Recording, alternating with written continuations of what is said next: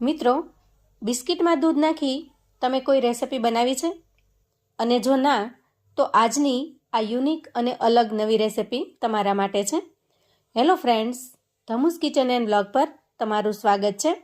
મિત્રો, નહીં આઈસ્ક્રીમ કે નહીં બરફી, આજની રેસિપી છે સાવ અલગ.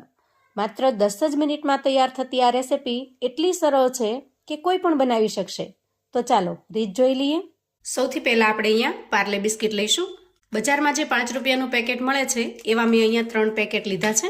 અહીંયા પાર્લે બિસ્કિટ લેવાનું મેઇન કારણ એ છે કે ટેસ્ટમાં એકદમ સરસ મીઠા હોય છે અને એમાં બીજા કોઈ વધારાના ફ્લેવર કે મસાલા હોતા નથી. આપણે નાનપણથી આ બિસ્કિટ ખાતા આવ્યા છીએ. ચાની સાથે આ બિસ્કિટ ખાવાની આપણને મજા પડે એવા ટેસ્ટી પણ હોય છે, જેથી એની રેસિપી પણ એકદમ ટેસ્ટી અને ખૂબ જ મજેદાર બનીને તૈયાર થશે. મેં જ્યારે ઘરે આ રેસિપીને ટ્રાય કરીને ત્યારે જ મને લાગ્યું કે એકદમ ઝડપથી ખૂબ જ ટેસ્ટી એવી બનતી વાનગી તમારી સાથે ચોક્કસથી શેર કરવી જોઈએ, જે આજે હું કરી રહી છું. તો અહીંયા ટોટલ 3 પેકેટ બિસ્કિટ આપણે લીધા છે, જે 5 રૂપિયાના એટલે ટોટલ 15 રૂપિયાના બિસ્કિટ થયા છે. તો આમ જોઈએ તો આ રેસિપી એકદમ સસ્તામાં બજારમાં મળતી મોંઘી રેસિપીને પણ ટક્કર મારે ને એવી ટેસ્ટી અને લાજવાબ બનશે.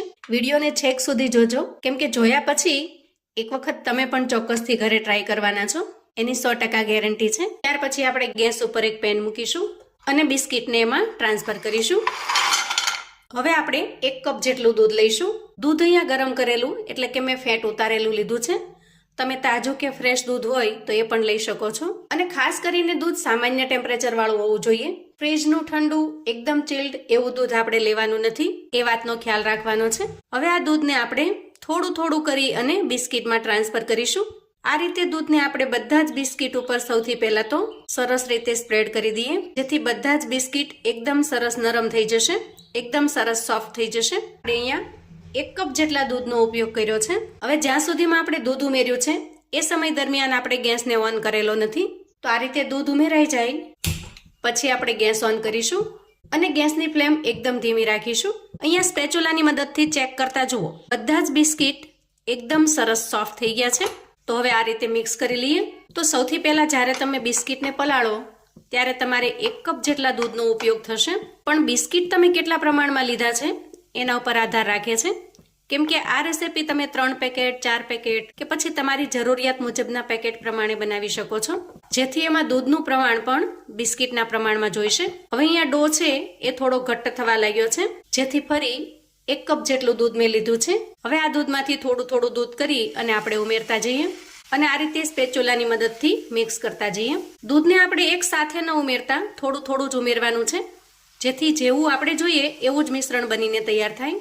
વધારે પડતું દૂધ પડી જશે તો મિશ્રણ વધારે પડતું ઢીલું થઈ જશે. આ રીતે મિક્સ કરતા હજી પણ ક્યાંક બિસ્કિટના નાના મોટા ટુકડા દેખાય છે, જે બધા જ ટુકડાને આપણે સરસ રીતે મેશ કરી અને મિક્સ કરી લેવાના છે. તો અત્યારે ટોટલ 2 કપ જેટલું દૂધ આપણે ઉમેરી દીધું છે. આ બધી જ પ્રોસેસ દરમિયાન ગેસની ફ્લેમને આપણે એકદમ ધીમી જ રાખવાની છે, કેમ કે જો હાઈ ફ્લેમ હશે ને તો એ ઝડપથી નીચે તળિયે ચોંટવા લાગશે અને નીચેથી મિશ્રણ બળવા લાગશે. હવે 2 કપ દૂધ ઉમેર્યા પછી આ જે મિશ્રણ બન્યું છે એ થોડું નરમ બન્યું છે. તો આ રીતે સ્પેચ્યુલાની મદદથી ચલાવતા જઈએ અને એના અંદર જે દૂધનું મોઇસ્ચર ભેગું થયું છે એ મોઇસ્ચર થોડું ઉડી જાય અને એકદમ સરસ લોટ બાંધ્યો હોય ને એવા ટેક્સચરમાં આવી જાય ત્યાં સુધી ચલાવી લઈએ.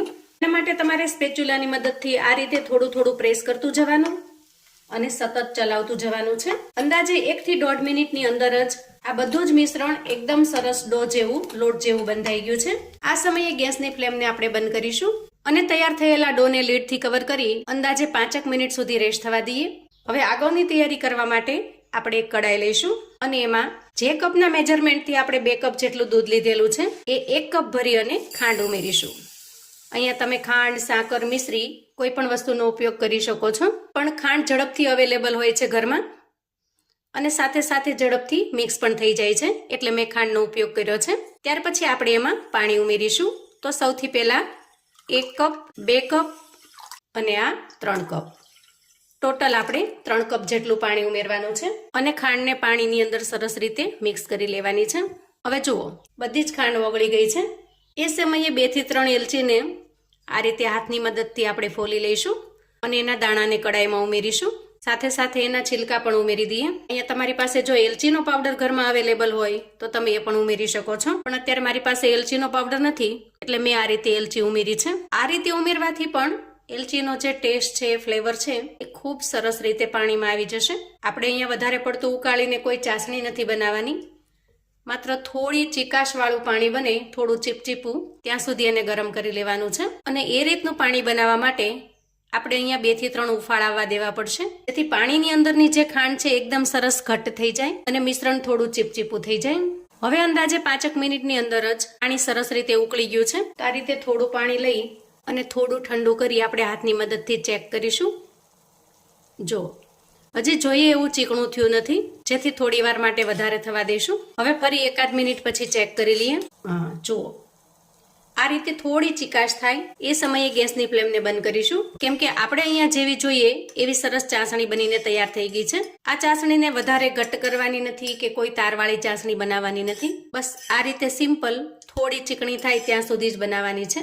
હવે તૈયાર થયેલી ચાસણીને આપણે આ રીતે પ્લેટથી ઢાંકી દઈએ, કેમ કે ચાસણીને આપણે એકદમ ગરમ જ રાખવાની છે. હવે જુઓ અહીંયા જે મિશ્રણ છે એ મિશ્રણ પણ એકદમ સરસ સોફ્ટ થઈ ગયું છે. તો આ રીતે હાથની મદદથી મિશ્રણને થોડું ચીકણું કરી લઈએ, જેથી એકદમ સરસ સોફ્ટ બનીને તૈયાર થશે. અહીંયા આપણે લોટને કૂણવ્યો હોય એ રીતે કૂણવી અને મિશ્રણને તૈયાર કરી લીધું છે. ત્યાર પછી આપણે એમાંથી થોડું પોષણ લઈશું અને બંને હથેળીની મદદથી થોડું પ્રેસ કરી આ રીતે બોલ્સ બનાવી લઈશું. તો અહીંયા પ્રેસ કરવું ખૂબ જરૂરી છે. બંને હથેળી વચ્ચે રહેલા મિશ્રણને થોડું પ્રેસ કરવાનું, થોડું દબાવી દેવાનું, તો જ એનો જે બોલ્સ છે એકદમ સરસ ચીકણો આ રીતે શાઇનિંગ વાળો બનશે. સિમ્પલી લાડુ વાળીએ ત્યારે બંને હથેળીને આપણે પોચી રાખતા હોઈએ, પણ અહીંયા થોડું પ્રેસ કરવાનું છે, જેથી એકદમ સરસ બિલકુલ તિરાડ વગરના બોલ્સ બનીને તૈયાર થશે. અહીંયા ખાસ તો તિરાડ ન રહે એનો પણ આપણે ખ્યાલ રાખવાનો છે. આ રીતે બધા જ મિશ્રણમાંથી આપણે એકદમ સરસ બોલ્સ બનાવીને તૈયાર કરી લીધા છે. તો હવે આપણે ગેસ તરફ જઈશું અને ગેસ ઓન કરી ગેસ ઉપર એક અપ્પે પેન મૂકીશું. પછી અપ્પેના બધા જ બોક્સની અંદર આપણે થોડું ઘી ઉમેરી દઈએ. અહીંયા તમે ઘીની જગ્યાએ તેલનો પણ ઉપયોગ કરી શકો છો, પણ આજની રેસીપીમાં ઘીનો ટેસ્ટ ખૂબ સરસ લાગે છે, જેથી મેં અહીંયા ઘીનો ઉપયોગ કર્યો છે. આ રીતે અપ્પે પેનમાં બનાવવાનું હોવાથી એકદમ ઓછા કે ઘી તેલની અંદર તમે આ બનાવીને તૈયાર કરી શકશો.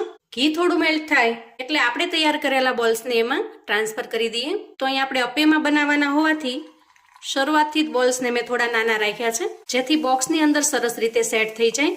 અને આ રીતે બોલ્સની સાઈડને આપણે ચેન્જ કરતું જવાનું છે. એકદમ ઝડપથી અને આરામથી તૈયાર થઈ જશે. ખાસ કરીને અપ્પેના જે આ 3 બોક્સ હોય છે ને એમાં ખૂબ ઝડપથી થઈ જાય છે. તો સૌથી પહેલા તો આપણે એની સાઈડને ચેન્જ કરી લેવાની, જેથી બળી ન જાય. હવે બધા જ અપ્પેને સરસ રીતે અલટાવી પલટાવી એકદમ સરસ ક્રિસ્પી થાય ત્યાં સુધી શેકી લેવાના છે. આપણે જે અત્યારે રેસીપી બનાવી રહ્યા છીએ એ બિસ્કિટમાંથી બનાવી રહ્યા છીએ, જે ઓલરેડી પહેલેથી કૂક થયેલા હોય છે, જેથી આ બોલ્સ વચ્ચેથી કાચા રહે એવી બિલકુલ શક્યતા પણ રહેતી નથી. તો જુઓ બોલ્સ આ રીતે એકદમ સરસ ગોલ્ડન બ્રાઉન કલરના થઈ જાય, સોનેરી કલરના થઈ જાય એટલે આપણે એને એક પ્લેટમાં કાઢી લઈએ. તો ફ્રેન્ડ્સ, આપણે અહીંયા બનાવ્યા છે પાર્લે બિસ્કિટના ગુલાબજાંબુ. એકદમ સરસ સોફ્ટ અને મજેદાર બનશે. જુઓ જે રીતે બજારમાં તૈયાર મળતા ગુલાબજાંબુના પેકેટ જેવા જ તૈયાર થાય છે. ટેસ્ટમાં એકદમ સરસ લાજવાબ, કેમ કે બિસ્કિટની અંદર જે કાંઈ ફ્લેવર ઉમેરેલો હોય છે એનાથી ટેસ્ટ ખૂબ જ સરસ બને છે.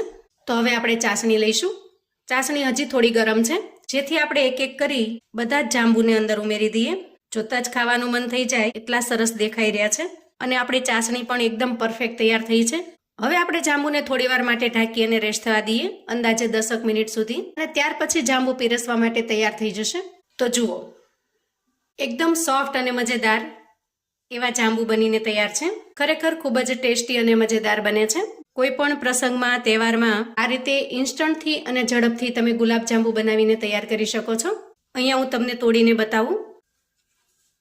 જુઓ એકદમ જ્યુસી અને ખૂબ જ ટેસ્ટી એવા બને છે. ખાતા પેટ તો ભરાય પણ મન ન ભરાય એટલા સરસ ટેસ્ટી અને લાજવાબ બનશે. તમે જો ક્યારે આ રીતે જાંબુ બનાવીને ટ્રાય ન કર્યા હોય તો એક વખત મારા કહેવાથી પણ ચોક્કસથી બનાવજો. ખરેખર રેગ્યુલર ગુલાબજાંબુ કરતાં પણ આનો ટેસ્ટ તમને ખૂબ જ પસંદ આવશે. તો આવું અવનવું જાણવા માટે અને મને સપોર્ટ કરવા માટે ચેનલ પર જો તમે નવા છો તો પ્લીઝ ચેનલને સબસ્ક્રાઇબ કરજો. વિડીયો ગમે તો લાઈક અને શેર કરજો. તમારા સગા સંબંધી મિત્રોને પણ આપણી આજની એકદમ યુનિક અને અલગ રીતે બનાવેલા જાંબુની રેસિપી ચોક્કસથી મોકલી આપજો, જેથી એ લોકો પણ બનાવીને તૈયાર કરી શકે, એન્જોય કરી શકે અને એના પરિવારને પીરસી શકે. કોમેન્ટમાં મને ચોક્કસથી જણાવજો મિત્રો કે આજની એકદમ ટેસ્ટી એવા જાંબુની આ રેસિપી તમને કેવી લાગી છે? ફરી મળીશું એક નવી રેસિપી સાથે. ત્યાં સુધી આવજો મિત્રો.